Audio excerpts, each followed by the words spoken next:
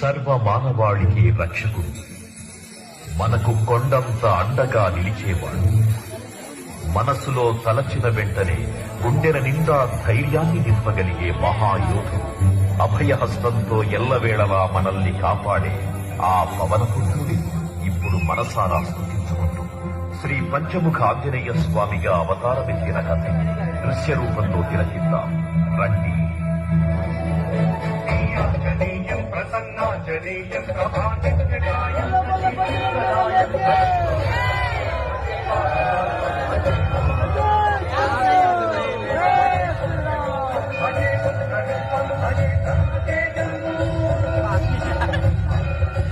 అది రామాయణ మహాయుద్ధం.